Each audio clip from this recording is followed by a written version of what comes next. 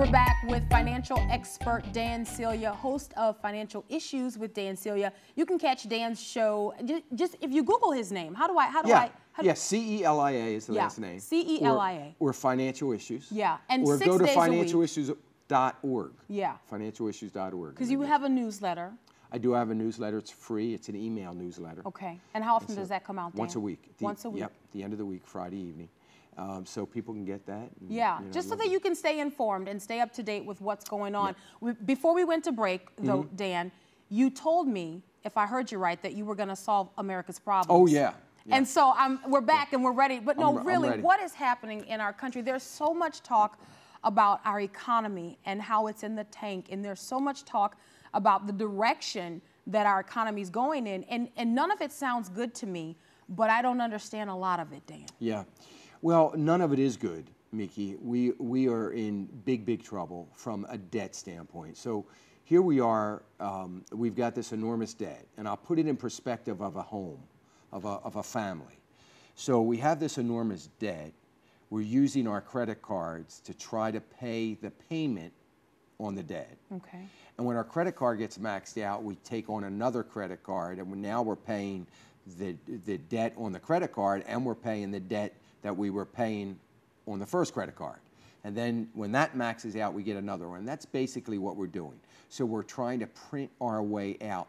And mainly because, now, all of this started, I believe you have to go back at least 4 or 5 administrations. All of this started as a result of failed government policy, unintended consequence of government policy, failed government policy, and then throwing money at the problem. Okay. So the policies aren't working. We've thrown money at it. We created this enormous amount of debt. Now, as we continue to do that, we are at a place where we are basically refusing as a government to slow down spending. We are refusing to contract the size of government. Mm-hmm. An example would be, I believe, that we would be perfectly okay by living on the budget that we had in 2007. We wouldn't have any problem with that. Okay. All right, the government worked fine. Not that much has changed, but other than we've expanded the size of government and we're still spending. So we need to go back to something reasonable, which would mean that we've got to slow down the spending. It's not going to get fixed overnight. It's going to take years. Now, here's where I am in all of this. And my people want me to write a book on the sky is falling, doomsday, what do we do? I'm not doing that. I'm not going to do that. I believe deeply in the free market economy. What that means is I believe in small business owners, large corporations that have the ability to begin to turn this country around economically if they're allowed to. Okay. The problem is they don't feel as though they're going to be, not that they're not, that they're not going to be allowed to. Okay. So there's no confidence that they should be spending over $3 trillion that they have ready to spend in this economy when there's so much uncertainty because of all the failed government policies and what might come. And what might come. Okay, so now let me, to use your example, you talked about the family who is in debt and continue to live a lifestyle that they can't by use of credit cards. And so we know that, you know, today, if we were to look at that family, eventually some stuff would start being shaved off by force. Right. Okay, so eventually somebody's gonna come in and they're gonna say, you know what, enough of this, we're taking your car, we're taking your home, you know, stuff has gotta be shaved off. So how does that translate to what's happening on the larger scale American economy? Because the family that happens to, that scenario you just pointed out, is likely, I hope, to learn from that and say, look, we can't spend more than we have. Right. Look what just happened to us. We've got to live within our means, okay? That's what the family that's thinking logically with common sense would do. So now equate that to the government. Yeah. So the government's saying, I understand that, I get that, but I'm going to continue to spend because I have to.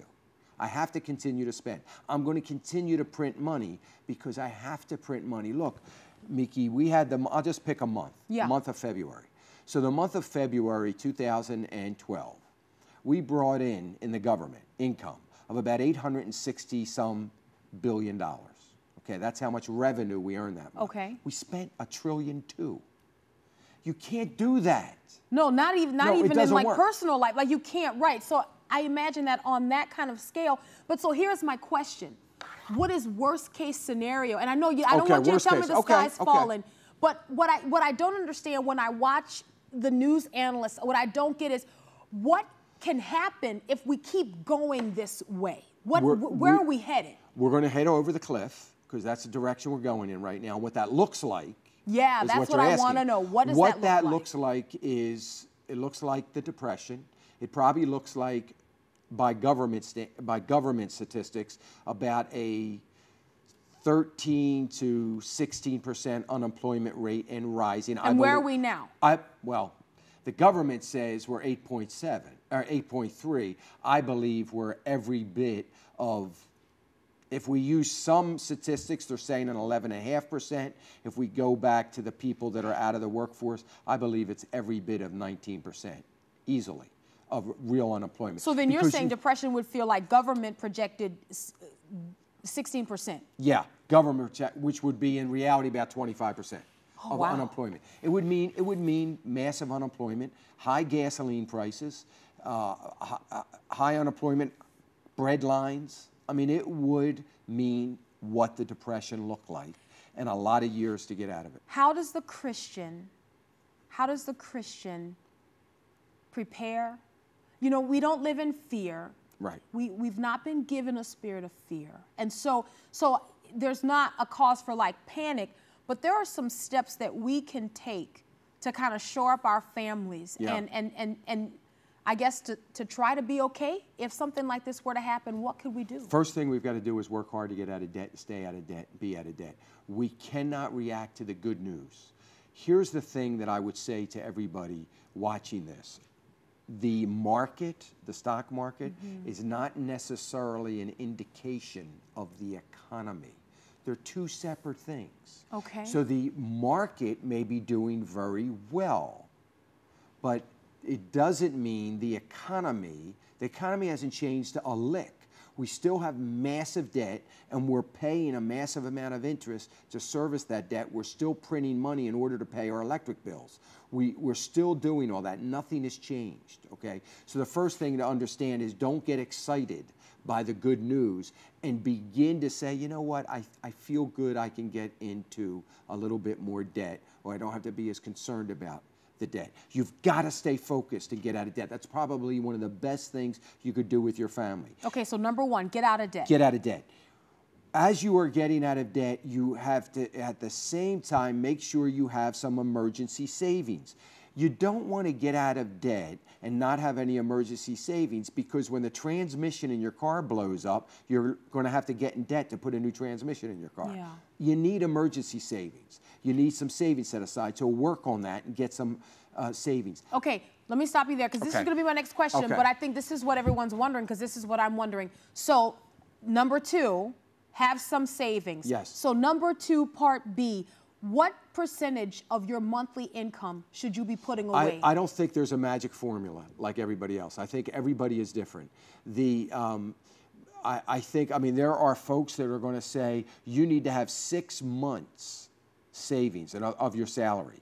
So you've got to look at your net take-home pay, and you should have at least 6 months of that, so that if you lose your job, you know that you're going to be able to live for six more months. Yeah, but Dan, you've got people that feel like, and for most Americans, especially now, they need every cent of what they have to cover. Exactly. And so that seems like an insurmountable goal. It is. Goal. I think it is. That's why I don't think that there's a magic formula. All I want is I'm going to go back to my transmission. Yeah. You know, I think that for most Americans, their emergency is going to be something like that. Their furnace is blowing up, their transmission's going, they got to do something. It's going to be those kinds of things. And your home, you've got a home and children, and how that money, how you go just little by little, just nickels and dimes you to death. You've got to have savings to protect against that. That's not an insurmountable amount. It can be $800, it can be $2,000 or $3,000.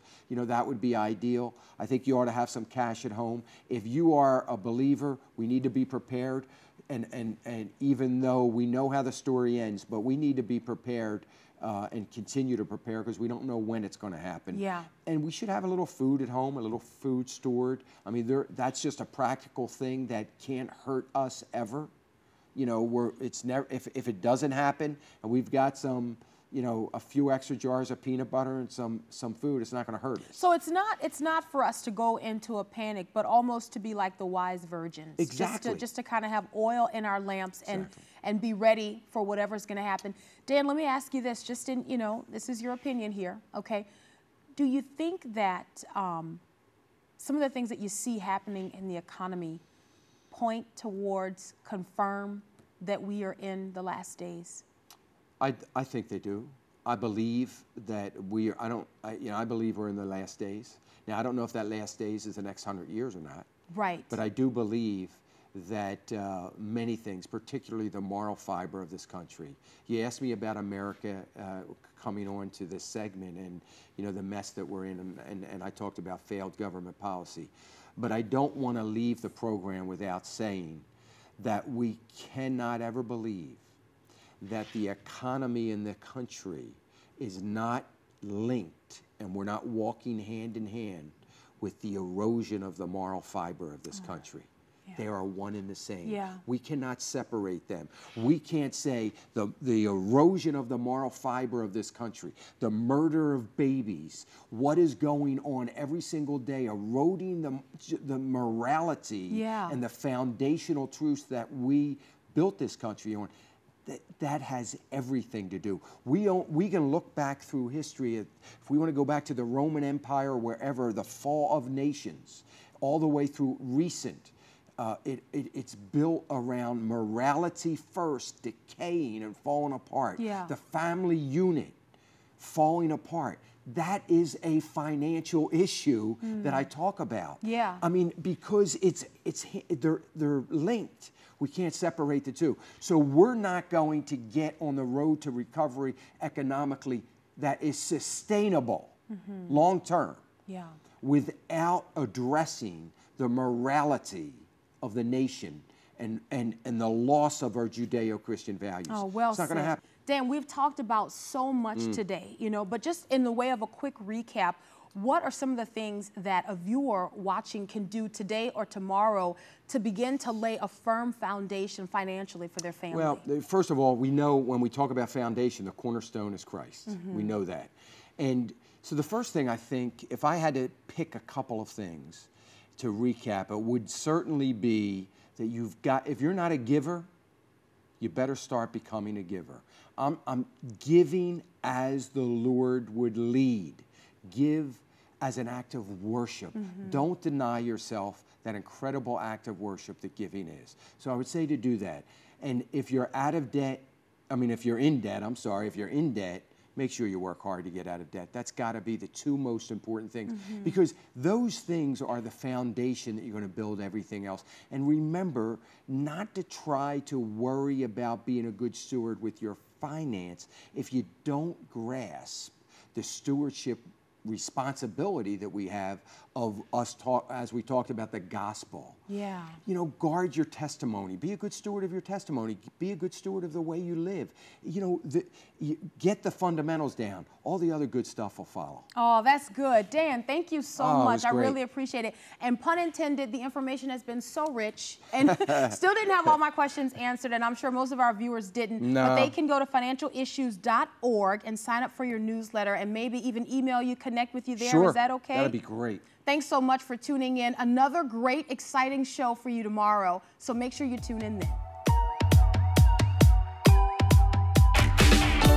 You wanna put your life in motion. You say you wanna go somewhere, but you feel you don't have what it takes to take you there.